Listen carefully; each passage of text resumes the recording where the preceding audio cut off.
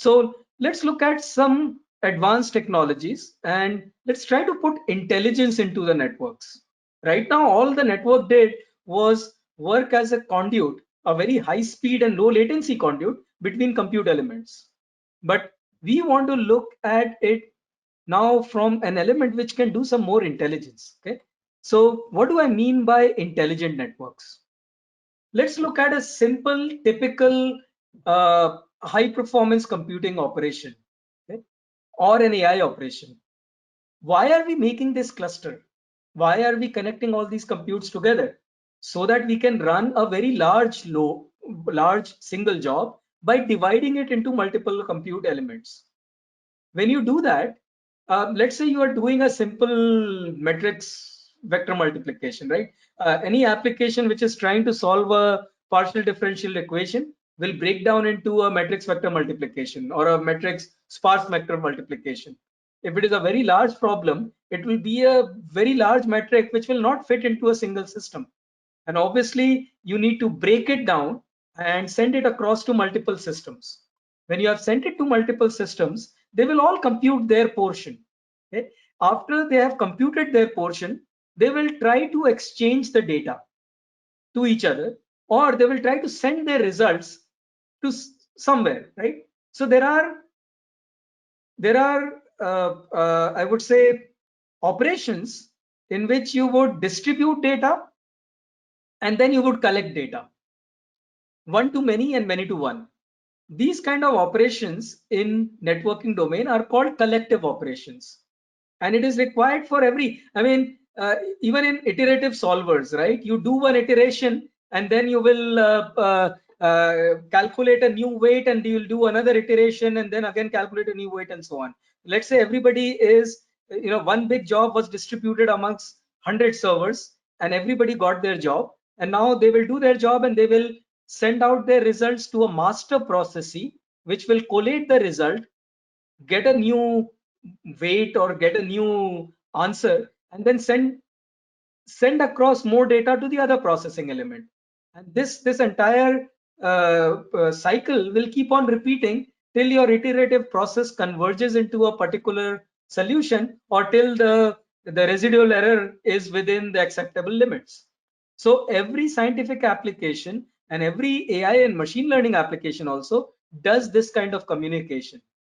Now you can see, okay, one question was, what is a fat tree topology? A fat tree topology is nothing but, so as I said, if you wanted to connect 100 computers and I had a switch which had only 400 ports, and let's say I wanted to connect, I had a switch of 40 ports and I wanted to connect 400 servers. How would I do that? I will take lots of switches. I will, to every switch, I will connect maybe 20 servers, and I will uplink the switch to another layer of switches, so that now I form a two-layer topology where I have 20 ports connecting to servers and 20 ports uplinking to 20 different switches. Like that, I have a second switch as well, which has got 20 ports downlinking to servers, 20 ports connecting to again different switches. This whole thing forms a fat tree network. The way I have connected over here in a two-level distributed architecture, it's a fat tree network. Okay. If I have to cover topologies, it's a full session on its own. So let's not go there. But I just showed a simple fat tree topology to make a 400 node cluster. Now the problem is, when I'm running a job where I have a master process which needs to collect after every maybe 10 microseconds or 100 microseconds, it needs to collect data from everybody else. This data collection is, the master process is running on one particular server connected to one switch. Okay? Because master, as the name implies, can only be one, and all the slave processes needs to send data back to the master. So master will collect data from slave number 1, it will connect from slave number 2, from 3, and so on and so forth. It can collect only one by one. Why? Because master has a single link to the switch. You cannot say that, hey, why don't we have a master with multiple links to all the switches? Well, we can't, because then we will end up taking up the ports of all the switches, and you can't make a big enough network. And you cannot always assign only one master. Master can be anybody, right? depending on what is being solved here. So the topology, whatever way it is, if there is a master processes, it will always result in getting data one by one from everybody else. Okay? When it does that, it's a in-cast scenario. It will take the data, it will do some operation like, MPIs, it'll do some average or whatever, it will do some mathematical operation and then share its data back. This is what is called a reduction operation. MPI all reduce. People familiar with MPI programming would know that. Okay, when master processes, because it has to do this particular thing, because it has to take data one by one. Okay, it forms kind of a bottleneck, because if a cluster, now imagine a cluster which is 1,000 nodes running a single job.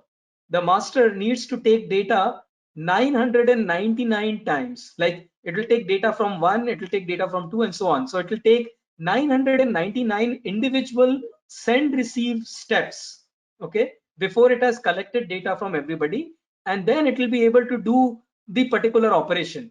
And once the operation is done, it can maybe share the data in a single step, because there is something called multicasting or broadcasting, right? The data is a single number, the result is a single number, which can be sent as a broadcast packet to everyone. But collecting the data is an n-step process if you have a n-node cluster. What today's networks start doing is, we've made it intelligent so that we actually use the networking elements to also take part into computation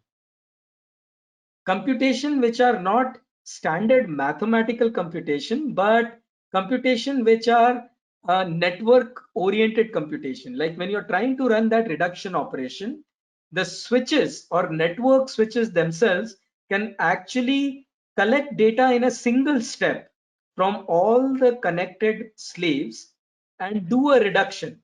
Reduction can be as simple as doing a sum or a minima or a local minima maxima, or doing an XOR or AND operation, depending on whatever application demands. Okay, so now that you look at it, every switch in the network can take data in a single step, because all the servers which are connected to it are connected in a parallel manner, right? So in a single step, it will be able to receive data from 20 servers, or n number of servers, where now n is equal to the number of servers connected to that switch.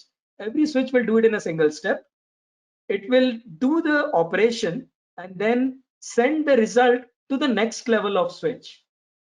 Okay, so now you see we reduced a n-step operation to a two-step operation.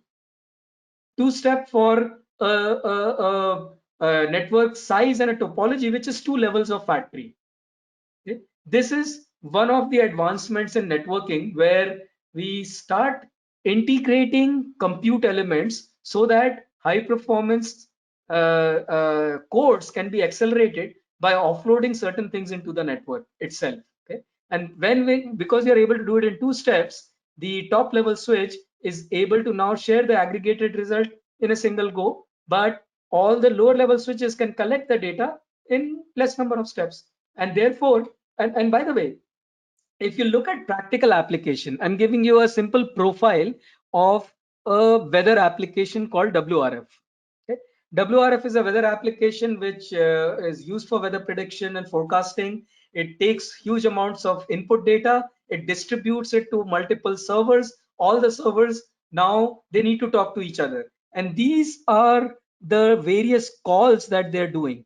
They are, MPI wait refers to the servers waiting for everybody to finish. Like they have to synchronize, right? When everybody is doing their job, one rogue person cannot keep doing whatever it wants. There has to be some synchronization step where everybody will come to their state, take the new data, and then start the next iteration. Then when everybody's completed the next iteration, it will again wait and then start the next one. So there are, calls made in the system called MPI wait. You need to do reduction, which I talked about. You need to do some broadcast, you need to do some point to point, you need to do all reduce. So you need to do lots of communication operation. I just want to show you one particular operation which is there in this dark green and which is there in this brown. Okay, it is all reduce. Okay? You see that in a particular runtime, almost 20% of the time was spent in doing a reduction. And also for weight is one of the main thing, because most of the jobs are wanting to be run synchronous. Compute and communication has to synchronize, but you see there are collectives as well. So there was so much of broadcast, the blue part, there was so much of all reduction, and the reduction was only 4 byte and 8 byte, if you see this green line over here. And okay, so if we are able to do this particular portion inside the network, we will actually reduce this 20% to less than 2%. And therefore network has actually helped in accelerating the compute. So it's an intelligent network. Okay, it is not doing only packet passing. This is one of the things. So just to give you some examples, MPI all reduce performance for a particular message size. If you look at small message size, you look at it with look at it as software versus hardware. When I say the dark green line, which is standard InfiniBand, versus the light green, which is InfiniBand with sharp. If for a certain message size I took 400 microsecond to complete an operation, with in-network computing enabled or with intelligent networks, I'm able to do it in around 60 microseconds. Generally, we are able to reduce 10 times the time spent on doing these kind of communication with intelligent networks. And this whole thing also is required for AI performance. Why? Because think about a simple image recognition, right? Whenever you do any training, forget image recognition. Let's talk about simple training applications, right? Whenever you do any training application, what does it do? I mean, what does the neural network do? It actually takes in data. There is a parameter server which actually looks at, in every iterative step, it looks at all the data, input data, and tries to train itself by getting a new weight. Okay, tries to assign a weight, and this weight, the new weight, is a calculation done by collecting data from everybody, the delta from everybody, and then calculating a new weight factor and then distributing the new weight factor. Then again, the next training cycle starts, where every training agent will again give its own delta weight to a parameter server, and then the parameter server will do some operation and again try to fine tune. So this is again the same kind of operation that I talked about earlier, right? And therefore it can also be mapped into network acceleration, which is what is done by the current intelligent networks today as well. So one thing is, so that is one technology. Let's say, okay, how do we apply it? So to apply it, let me go into a little bit of details of a computer architecture, a current GPU accelerated computer architecture. You all are aware of standard GPUs. You must have seen, I'm showing a current generation today's NVIDIA A100 GPU. It has certain amount of teraflops for floating point 64 performance. It has got certain amount of connectivity. You can see here different interconnects so that multi GPU can communicate to each other and solve a job. And therefore, and this GPU is then put into a motherboard. Multiple of them are put into a motherboard to form a GPU accelerated system. All these GPUs are connected to each other using very high speed interconnect, and they exchange data between each other. Okay. When you want to go out of a server, what if you need more than 8 GPUs for your training workload? There are clusters right now, if you look at top 500, which have got thousands of GPUs doing a single job. Okay? So you need to go out of that 8 GPU. So here we have connected those 8 GPU in a single motherboard. But if I want to go out, then I need to have those network cards. This is what I show in this picture. There are multiple network cards over here, right? They also connect onto the motherboard, and it forms a full GPU accelerated system. This is one particular building block of a particular supercomputer, right? So many GPUs on it, so many network cards on it. And this is how it looks like. If you look at the logical connection of various elements, it contains the processor, it contains some PCI Express switches. You would have seen any standard PC, there is a PCI card, right? How do peripherals connect into a server? There are PCI cards. PCI cards are put into slots which have their electrical signals coming from a PCI switch. Okay, so, but I want to create a cluster which is bigger than this. Okay, then I will connect multiple of these systems onto a single cluster. And again, I give you an example of that standard factory topology. Okay, what I do here is, as you can see, oops, then I should be able to show my pointer as well. Yes. So what I do here is I take a GPU node with multiple GPUs inside, which has got multiple network cards to exchange data outside, and I connect it to multiple switches. Okay? And all these switches are in turn connected to another layer of switches so that every node can talk to every other node without any blocking. Okay? When I have connected all these nodes in this particular manner, I form communication rings between the various GPUs inside the servers. When I form these communication rings, I am able to do those reduction operations that I talked about within the domain of these rings. So my switches can actually contribute to doing calculations of an AI workload as well. Okay? And that's the reason. And the reason I have connected my servers in this particular manner is to make use of the technology that I talked about earlier. So when you look at, so the whole point of this talk was design principles for high performance compute, right? High performance clusters. This is one of the design principles. You don't, when you create a large supercomputing cluster or a large AI or a machine learning cluster, you don't randomly go and connect anything anywhere. Why? Because you need to exploit all the benefits of the technologies that are present in high performance networks. And for doing that, you need to look at the internal architecture and connect it in a certain way. And when I say you need to do it, I'm not saying that every user needs to look into it, but every user should be aware of it.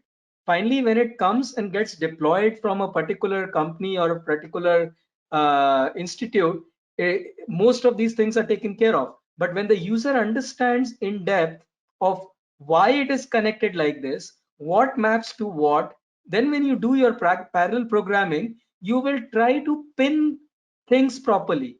You will try to pin the buffer of GPU1 to the adapter 1, or the data transfer that has to happen from the buffer of GPU1 should go from the adapter number 1. Okay? Again, it is all taken care of by the internal libraries that are built in, but those libraries are configurable, right? There can be systems which is like what I showed you right now, but there can be systems which might have a different kind of architecture. So to be able to tune the libraries, okay, so that the distribution of data and so that the distribution of buffers is done in such a manner that it can actually make use of the entire system with all the advanced technologies is the holy grail over here, right? So this is one thing. Again, what all does it give you? So I'm just showing you again the reduction bandwidth. If you were using NPTEL library, let's say you're doing CUDA, you have collective communication library from NVIDIA, it is NPTEL. If NPTEL was running as software, you would get a certain amount of bandwidth. As soon as you were able to do offload of many of the processes onto the switching element, you would almost double the bandwidth. Okay, so and that's the reason. Okay, this what I'm showing is this is actually the topology of one of the largest clusters that NVIDIA has, or one of the top, and it is also the topology of many of the largest supercomputing clusters in the top 500 list. It is connected in this manner, what we talked about. You know, you have got these compute nodes at the bottom which do a crisscross connection into a group of leaf switches, which do a crisscross connection into a group of spine. The number of crisscross connections versus the group number of switches in a group is all defined by what would be the most optimal way of offloading the collective operation. And then because it is such a large cluster, you need a third level of switching as well. Again, this is an example of a fat tree topology, a 3-tier or a 3-level fat tree topology. So the reason these clusters are made like this is because of all the things that we talked about till now.